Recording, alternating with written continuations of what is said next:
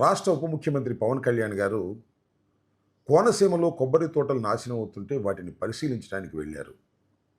ఆ సందర్భంగా కొబ్బరి రైతులతో ఇంటరాక్ట్ అయ్యారు. అప్పుడు కొన్ని వ్యాఖ్యలు చేశారు.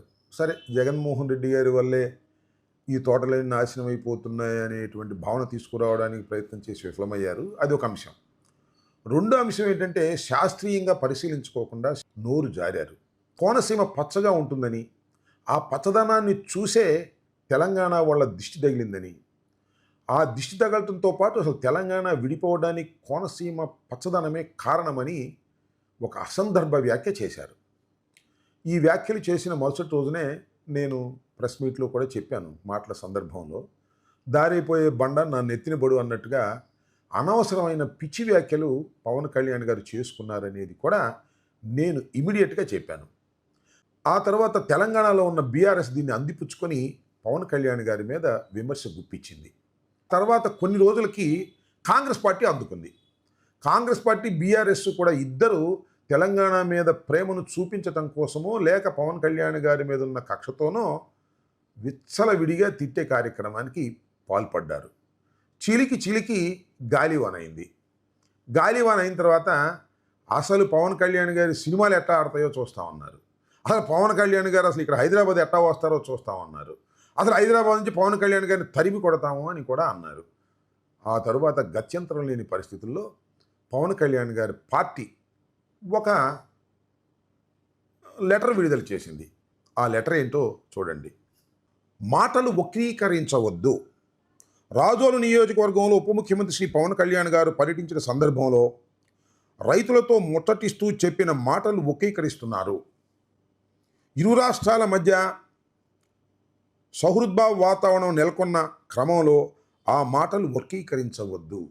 వాస్తవానికి పవన్ కళ్యాణ్ గారు క్షమాపణ చెప్పాలని కోరారు. క్షమాపణ చెప్పుకోకుండా ఈ లెటర్ని ఆయన రిలీజ్ చేశాడు. మరి ఈ వివాదం ఇంతటితో ఆగుతుందో లేక మరింతగా కొనసాగుతుందో కాలం నిర్ణయించాలి. అయితే నేను ఇక్కడ మరొక అంశం గురించి చెప్పాలని అనుకుంటున్నాను. ఇంత గొడవ జరుగుతుంటే పవన్ కళ్యాణ్ గారి కూటమిలో ఉప ముఖ్యమంత్రి కదా, భారతీయ జనతా పార్టీ ఉంది, తెలుగుదేశం ఉంది, ఆయన పార్టీ ఉంది. జనసేన తప్ప పవన్ కళ్యాణ్ గారిని డిఫెండ్ చేసినటువంటి వ్యక్తులు లేనే లేరు. జనసేన లేదంటే ఆయనకున్న సినిమా అభిమానులు మాత్రమే డిఫెండ్ చేయడానికి ప్రయత్నం చేశారు. కనీసం తెలంగాణలో ఉన్న తెలుగుదేశం కానీ భారతీయ జనతా పార్టీ కానీ పవన్ కళ్యాణ్ గారికి మద్దతు ఇవ్వకోకుండా తప్పుకుపోయేటటువంటి ప్రయత్నం చేశారు. సరే, మద్దతు ఇవ్వకపోయారు. మధ్యవర్తిత్వం చేసి సర్దాలనే ప్రయత్నం కూడా ఎక్కడ కనిపించలేదు. నిజం చెప్పాలంటే తెలుగుదేశానికి అత్యంత సన్నిహితుడు రేవంత్ రెడ్డి గారు. కోర్స్ కాంగ్రెస్ ముఖ్యమంత్రిగా ఉన్నప్పటికీ కూడా కనీసం చంద్రబాబు నాయుడు గారైనా రేవంత్ రెడ్డితో చెప్పి ఈ దుమారాన్ని ఆపే ప్రయత్నం చేయకపోగా అలా సినిమా చూస్తున్నట్టుగా చూస్తూ ఉండిపోయారు. పవన్ కళ్యాణ్ని కూటమి ఒంటరిని చేసేసింది తెలంగాణ ఇష్యూలు అనేది ఇక్కడ అందరూ గమనించవలసినటువంటి అంశం. ఒక్క మాటలో చెప్పాలంటే ఇది కావాలనే కూటమి చేసిందనేది నా ఆరోపణ, నా అనుమానం, ఇది వాస్తవం కూడా. ఎందుకంటే పవన్ కళ్యాణ్ గారికి నారా లోకేష్ గారికి మధ్యన ఒక అంతర్గతమైన పోటీ ఉంది.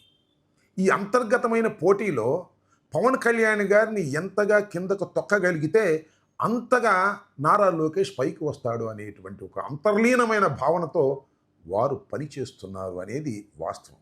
ఇప్పటికే ఢిల్లీలో నారా లోకేష్ ఎక్కువ మార్కులు కొట్టేసే క్రమంలో ఉన్నారు. మీరు చూశారు కదా, భారతీయ జనతా పార్టీ దగ్గరికి వెళ్ళి మాట్లాడే సందర్భంలో కానీ మరొక కార్యక్రమంలో కానీ చంద్రబాబు నాయుడు గారు నారా లోకేష్ని ఢిల్లీ పంపించి అతనే మా ఫ్యూచర్ లీడరు అని చెప్పేటటువంటి ప్రయత్నం చేస్తున్నారు.